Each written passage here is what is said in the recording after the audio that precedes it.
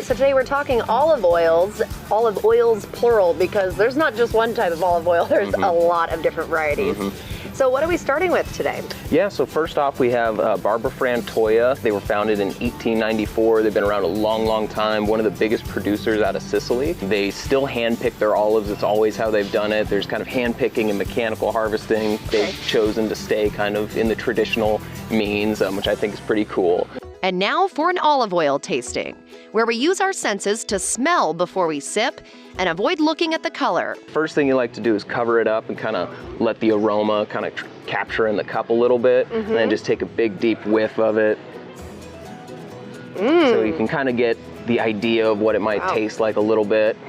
And then when you're sipping it, you're just gonna let it spread over your mouth, kind of let it sit for a second, and then you'll swallow it after that. Okay, well, cheers.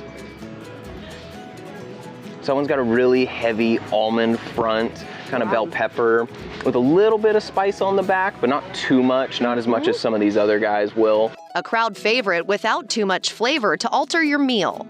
So this one's from Anfaso. They are out of Liguria, Italy, which is kind of the northern portion of Italy, bordering right on France. They are using Chigesca olives, which grow really, really well in the northern portion of Italy.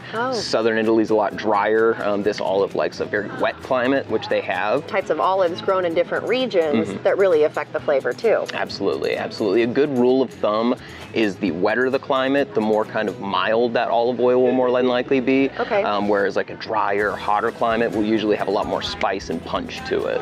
So what are we expecting to taste with this one? So this one is going to be kind of green on the nose. You're going to get like some lettuce, some artichoke. And then on the taste, you're probably going to detect a little bit of like lettuce and celery. And it has a nice kind of, not quite in the same finish as this one, but definitely a peppery finish. Ooh, it even smells greener.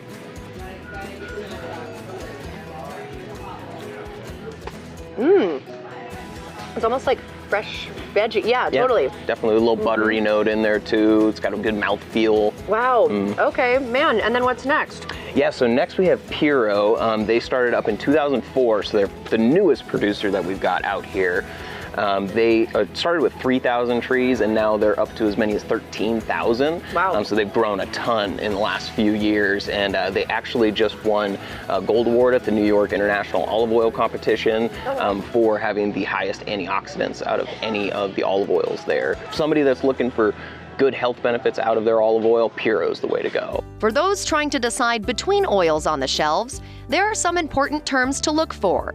First cold press just means they were the first olives to go through the mill. And the interesting part of that is us Americans see first cold pressed and think, wow, that's very impressive, but that actually is the very definition of extra virgin within the term extra virgin olive oil. It couldn't be labeled extra virgin olive oil if it wasn't first cold pressed. There is an olive oil maker from right here in Oregon who puts out an award-winning product. And it is the only Oregon olive mill. Planted their first olive groves in 2004. They were a family farm. They're just doing like walnuts, hazelnuts, cherries. They decided to jump in on olives as well, and now they're our only olive mill in Oregon. This one says it's basil. Basil, yeah. So what they do in particular that's interesting with their fused olive oils is they're actually putting the basil or the jalapenos or the garlic into the press with the olives. So that when they're getting pressed down, those flavors are naturally mixing together. Okay, well, I already heard it was basil. I'm gonna try not to think about it, right? But smelling it, would you smell basil? Oh, yes? Yeah, it's big time. Yeah, for sure, right away. That's great. You have that with like pasta with like some cheese in it, and then you've got the like basil. A little like Thai stir fry would be really good, kind of impart that basil flavor in there. Yeah, definitely basil, but a really tasty basil. Absolutely. That's great. Absolutely. You can find all types of varieties and flavors of olive oils at Newport Avenue Market in Bend. For another edition of Taste This, I'm Emily Kirk.